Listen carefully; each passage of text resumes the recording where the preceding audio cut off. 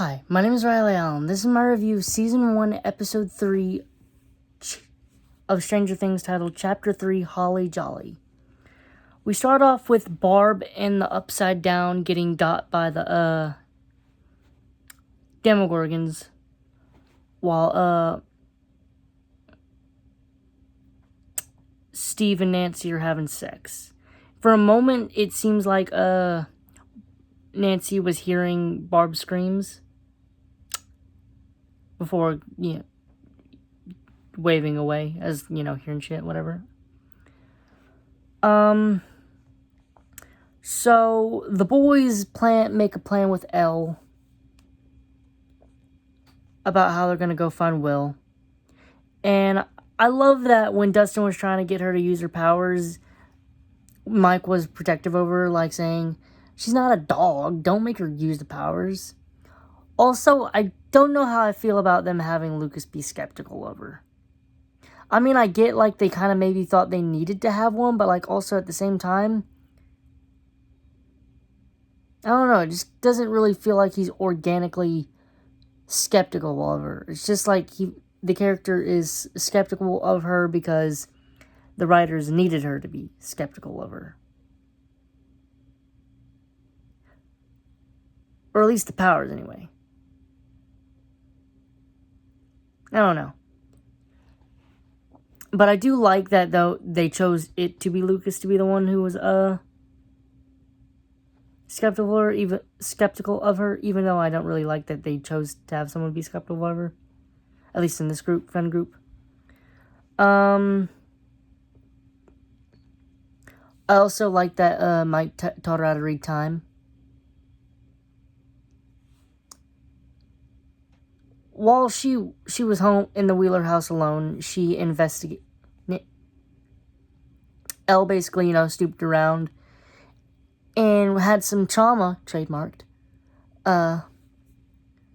after seeing a Coca-Cola commercial where she was forced to crush a can of Coca-Cola.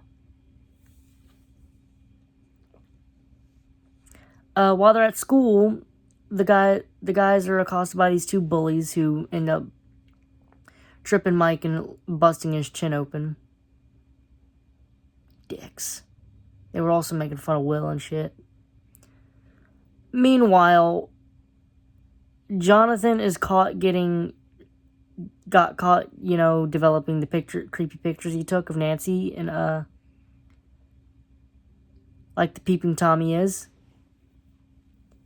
So, honestly, I'm with Jonathan on this. If I found out Steve.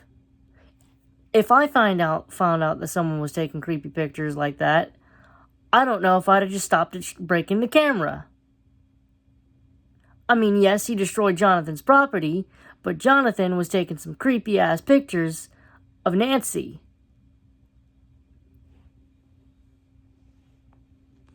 I mean, that's an ass-whoopable offense right there. And there was no ass-whooping, so, I mean, Ferris, he got to walk off scot-free, but it does... Seeing these pictures gave Nancy the oh shit moment, trying to investigate Barb.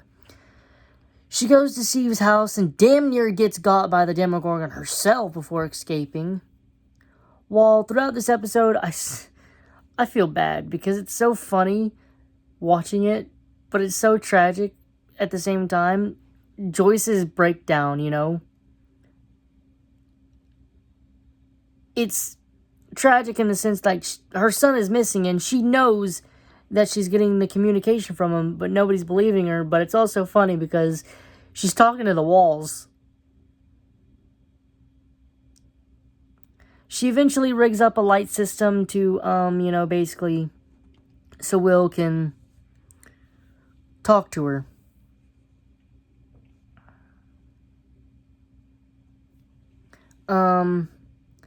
Meanwhile,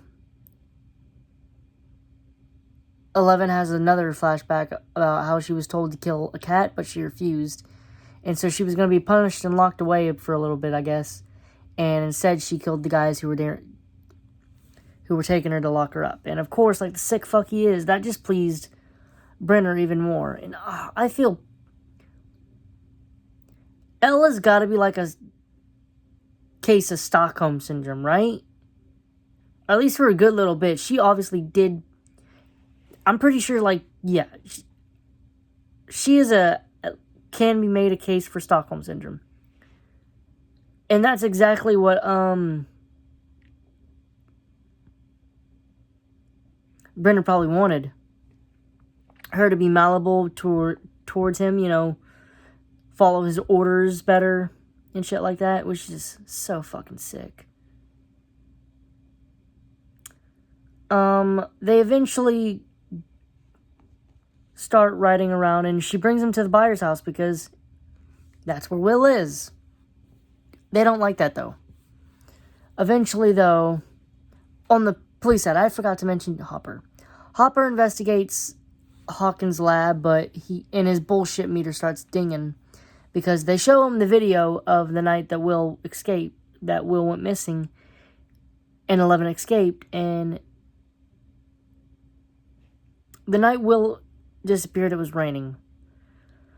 The thing they showed had no rain, so immediately he's got the bullshit detector.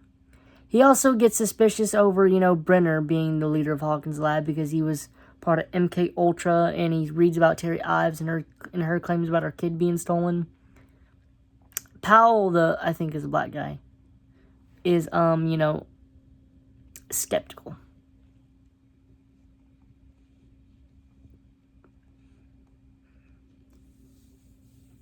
Meanwhile, they get a tip or whatever about at the quarry, and they find supposedly Will's body.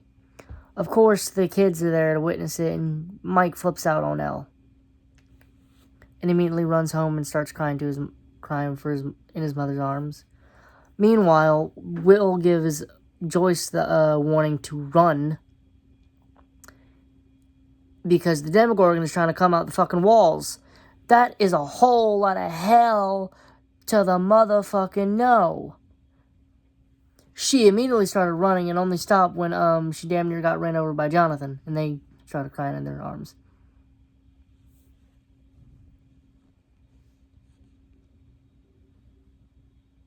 The title actually comes from when Karen and brought her daughter Holly over a little bit earlier in the episode. And Holly noticed things with the lights and nearly got herself. It's a theme. Both Karen's daughters nearly got. I don't know why they named it Holly Jolly. I guess because of the Christmas thing and Holly's little bit. Yeah. Overall, this was a really enjoyable episode. A nice, fun episode. I love that everyone kind of had their own little bits, but they're all in the same story. Like, it doesn't feel like it's crowding the room, so to say. Like, there's so many things going on, but it doesn't feel like it's crowding the room. I also love that we have a cop who's competent, but has his flaws. Like, Hopper is a very flawed man, but he's at least a good cop. He can smell the bullshit. I love that the kids are trying to investigate in their own way.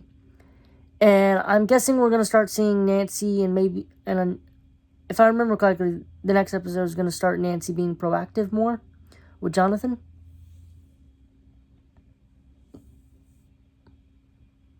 Overall, I'm going to give this episode a solid 8 out of 10. Thanks for watching the video. Leave a like, comment, subscribe if you want. I'll see you in the next video.